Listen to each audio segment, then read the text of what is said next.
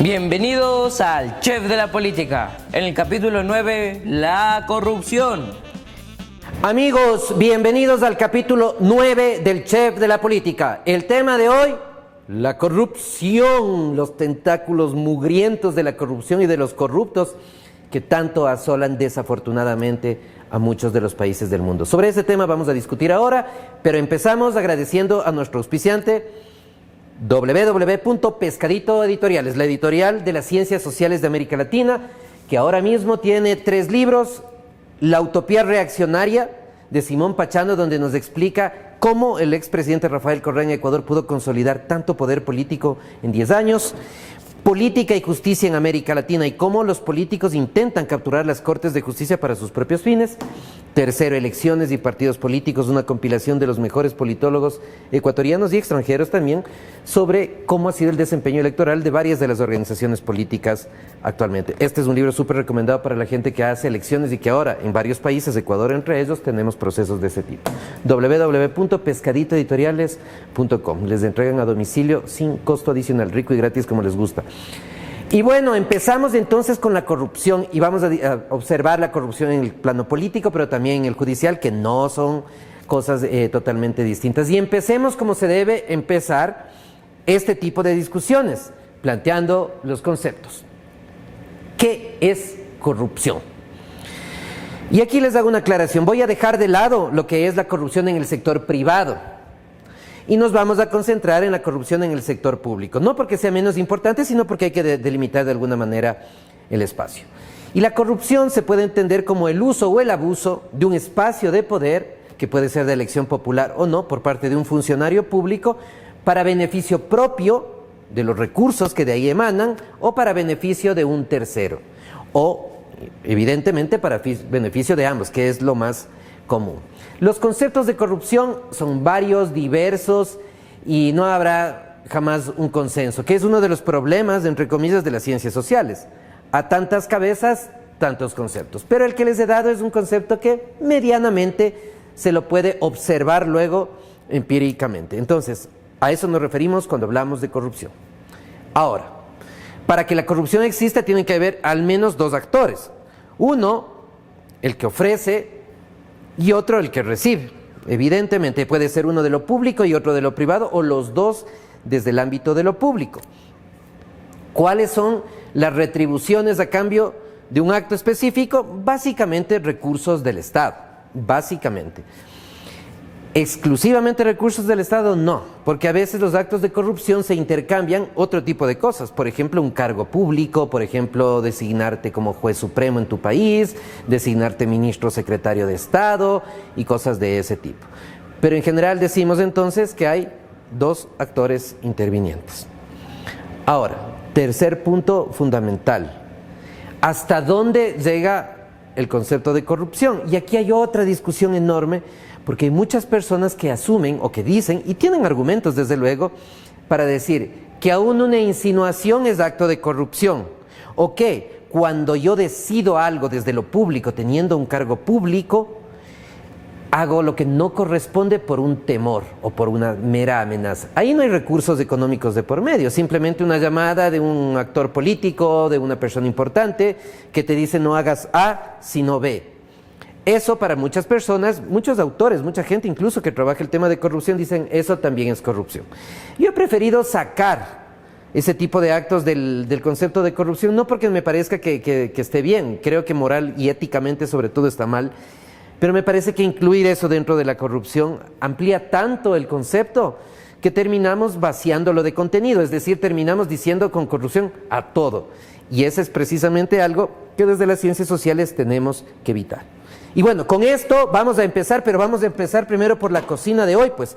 Y ahora tenemos unos sándwiches fríos espectaculares, sencillos de hacer, pero no por eso menos ricos. ¿Saben qué? Cuando hice la tabla con los fiambres y los quesos, que mucha gente me agradeció y me dijo que estaba lindo, mi colega Daniel Chasquetti, uruguayo, me criticó profundamente diciendo que eso no era una tabla, que era poner apenas unos pocos quesos.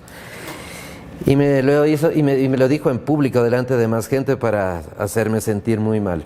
No me sentí mal, pero le mandé un saludo al gran Daniel Chaschetti y a Buquet y a toda esa gente maravillosa de la Universidad de la República en la hermana República Oriental del Uruguay. Entonces ponemos jamón, queso. Yo tengo queso de estos de lonchitas, puede ser del otro también. El jamón. O sea, es una cosa sencilla, obviamente, no es mucha ciencia, como dicen los policías. Un poco de tomate. Y podemos poner, a mí no me gusta tanto, pero lo voy a poner porque el productor dice que hay que hacerlo y con lo que dice el productor se hace. A propósito, cuando quieran grabar cosas, al final del programa salen los contactos de la persona que hace la producción, de todo su equipo que hace la producción, la postproducción, espectaculares, buenos precios y un trabajo súper serio y profesional, les recomiendo. Entonces, antes de seguir, volvemos con el tema de la corrupción. Ya dijimos del concepto, ya dijimos qué es y qué no es la corrupción. Y ahora, en el siguiente set, vamos a una parte súper importante. Y esa parte es cómo se puede prevenir los actos de corrupción.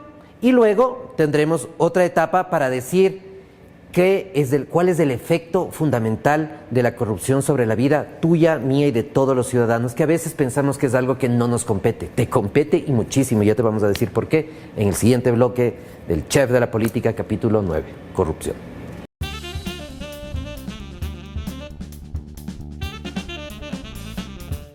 Bueno, entonces seguimos con este segundo bloque del capítulo 9, la corrupción en el Chef de la Política. Y les decía que hay dos dimensiones que son las más importantes, al menos para el estudio de la corrupción judicial y de la corrupción en general, de la corrupción política, de la corrupción judicial, que es cómo se previene la corrupción, por un lado, y cómo se combate la corrupción, por otro lado. Son dos cosas distintas. En el primer caso, evidentemente, de la prevención es buscar que los funcionarios públicos en sus diferentes dimensiones eviten caer en conductas de ese tipo, y en el otro es perseguir cuando ya se ha cometido un acto de corrupción, que en general, para los abogados sobre todo, estos actos de corrupción en general se traducen en delitos específicos o particulares, ¿no? El peculado, el cohecho, la concusión, dependiendo de la legislación de cada uno de los países. Entonces vamos a empezar con la prevención.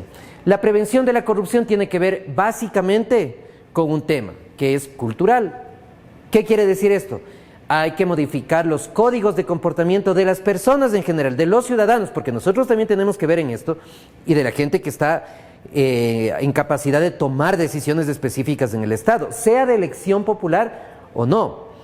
¿Cómo se consigue eso? Bueno, es un problema en el sentido que cuando se inicia un programa de ese tipo, dura mucho tiempo en generar efectos. La gran ventaja, por otro lado, es que una vez que generó los efectos entre la ciudadanía, entre los funcionarios públicos también, evidentemente, la posibilidad de volver a un comportamiento anterior desciende considerablemente.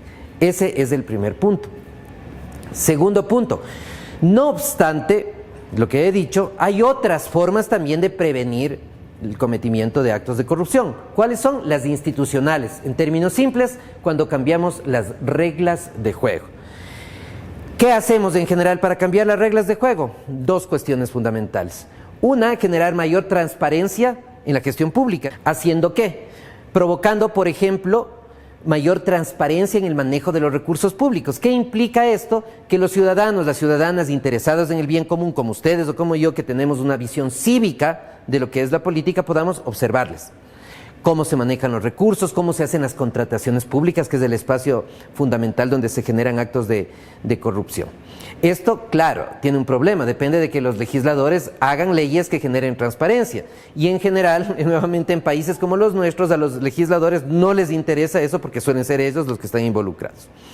Pero esa es una forma, cambiando las reglas. Y la otra, que es la más discutida en la literatura que existe sobre esto, en la economía, en la ciencia política, en la sociología, es haciendo reglas que sean menos gravosas para el ciudadano en términos de trámites. ¿La idea cuál es?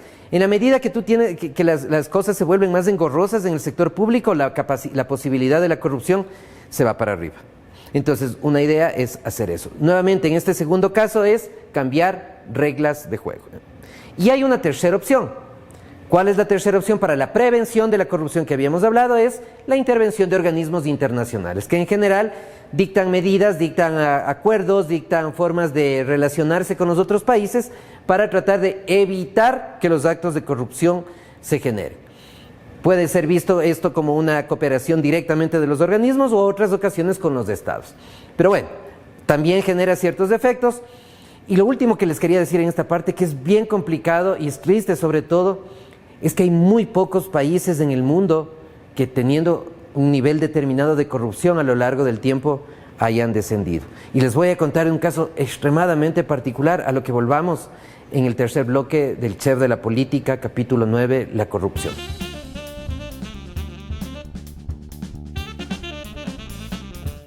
Y vamos con el tercer bloque y vamos a hacernos otro sándwich de los que teníamos. Ojalá este sándwich no sea criticado por mi amigo Daniel Chaschetti, perdón, que me ha generado además un trauma importante luego de lo que me dijo. Me lo dijo en público con otros uruguayos que son igual o más, que la cargan a uno igual o más que él como Altman y como Bouquet. Entonces armamos el otro sándwich y les estaba diciendo, ¿cierto?, de que desafortunadamente los países donde la corrupción de cierto nivel han descendido son muy pocos en el mundo. Y les quería plantear un caso que es súper interesante y es de dos países del África. Estos dos países del África, que es Senegal y Madagascar, tenían niveles similares de corrupción hace 20 años aproximadamente. Miren, el sándwich tenemos ya listo. Tenían niveles similares de corrupción hace aproximadamente 20 años. Y en el paso del tiempo, ¿saben qué fue sucediendo? ¿O qué sucedió mejor? Que mientras Madagascar se fue para arriba, incrementó la corrupción política y la corrupción judicial, evidentemente, y la corrupción en términos generales, Senegal empezó un proceso decreciente. Y estos dos casos son interesantes porque los dos están en el África, los dos tienen tamaños de población similar, los dos tienen características socioeconómicas similares, regímenes políticos similares. Y ahí la pregunta de investigación para los que les gusta es, ¿qué explica que siendo tan parecidos y tan parecidos en términos de corrupción, Senegal haya mejorado increíblemente y Madagascar se haya ido al piso? Y de la investigación realizada, que va a salir en un libro próximamente de corrupción judicial, que será hecho por este chef amigo de ustedes y que va a salir en Pescadito Editoriales, la principal razón, no la única evidentemente, es la instauración. En los dos hubo además organismos de combate a la corrupción. Lo que diferenció y que puede ser el factor clave es que en Senegal el organismo de corrupción estuvo integrado por gente de la sociedad civil, gente experta en el tema y acompañamiento de organismos internacionales. En general, cuando queremos combatir la corrupción, los países y los gobiernos lo que dicen es: tenemos mucha corrupción en el país, vamos a hacer una comisión, vamos a hacer un ministerio de lucha contra la corrupción. Eso no sirve, porque es ponerle a controlar la corrupción a una dependencia del Estado que muchas veces depende del Ejecutivo para que se controlen a sí mismos. Eso no ha tenido buenos efectos en ningún país del mundo, pero seguimos insistiendo en eso. Los efectos positivos son los que les comenté hace un momento. Senegal, que es un caso muy interesante con esta triada, ¿no? Sociedad civil empoderada, ausencia de actores del Estado y presencia y acompañamiento de organismos internacionales, fundamentalmente la Organización de las Naciones Unidas. Otro ejemplo exitoso también de descenso de la corrupción, no tan notorio como el de Senegal, es el de Guatemala, que lo tenemos acá más cerca. Y su composición de esta comisión fue medianamente similar. Entonces, que les quede claro eso. Cuando el Estado o el gobierno de turno crea comisiones anticorrupción, eso es precisamente el espacio para que exista más corrupción. No nos dejemos engañar de los políticos con eso. Y ahora el tercer elemento que les decía de la corrupción. ¿Por qué me debe afectar a mí que X o Y se deben la plata del Estado? Claro que te tiene que interesar, claro que te tienes que preocupar, porque esa plata que se están robando podrían darte para salud, podrían darte para educación de tus hijos o tuya mismo, podrían darte para planes de vivienda, podrían darte para cultura, para fomentar el arte, para fomentar el cine, para fomentar el teatro, para fomentar la música. Todo eso se podría hacer con los recursos económicos. Y aquí hay una noticia, además, que es triste, y es que en buena parte de los países donde los niveles de corrupción son altos, países a nivel del mundo, si se redujera de forma importante la corrupción, incluso los déficits fiscales podrían ser, si no eliminados, al menos reducidos considerablemente. Por eso tiene que importarte la corrupción. Y para los de América Latina, con mayor razón, porque otra noticia triste para nosotros, ¿sabe cuál es? Que somos la región del mundo más corrupta en términos generales. Con algunos países del África, no todos, porque hay muchos países del África que están mejor que nosotros en términos de corrupción. Vean qué preocupante, vean que este debería ser el gran tema de todos los ciudadanos y ciudadanas interesados por nuestros países. Y les he dicho en este programa, ya para ir cerrando, cómo se previene la corrupción, cómo se combate la corrupción, qué entendemos por corrupción y qué no entendemos por corrupción, al menos para estos fines, cómo se puede estudiar los casos de corrupción cuando les planteé la comparación de Senegal con Madagascar, y finalmente por qué nos tiene que interesar y tenemos que estar ojo seco, como dicen en la costa de Ecuador, ojo seco a la corrupción. Ese es un tema triste y que tenemos que tratar de combatirlo. Bueno, con esto terminamos el capítulo 9 del Chef de la Política, capítulo dedicado al sándwich frío, que seguramente será nuevamente criticado por mis colegas uruguayos. Y ahora vean, me olvidé al inicio de decirles, este delantal maravilloso, pintado por Martina, espectacular. Para la próxima tengo que conseguir uno también interesante y de Matías, aunque Matías es menos artista. Pero bueno, entonces terminamos el capítulo. Muchas gracias por su atención. Les doy el agradecimiento de siempre a Pescadito Editoriales, nuestra colaboradora y patrocinadora fundamental. 3 libros de elecciones y partidos en Ecuador, Política y Justicia en América Latina y La Utopía Reaccionaria de Simón Pachano sobre el gobierno del expresidente Correa. Además, quiero invitarles nuevamente a que hagan sus donaciones. No importa que donen $1, no importa. Es el hecho de ser parte de este proyecto cívico que tenemos y que estamos emprendiendo gracias a ustedes y a sus vistas. Compartan, redistribuyen, pónganlos en clases. Nos ha llegado unos comentarios muy lindos de programas del Chef reproducidos mientras es una clase de colegio, de universidad. Excelente, me parece muy bien. Ese es el objetivo. Y también, nuevamente, si es que hay alguien que está interesado en pautar con nosotros, en que sean parte del patrocinio, muchísimas gracias. Ahí tienen los teléfonos, ahí tienen la dirección y con gusto podemos trabajar con ustedes. Y finalmente, como siempre, si es que te gustó el tema y quieres leer más, me escribes y enseguida te mando rico y gratis textos y documentos al respecto. Bueno, gracias. Terminamos capítulo 9, la corrupción del Chef de la Política. Nos veremos pronto.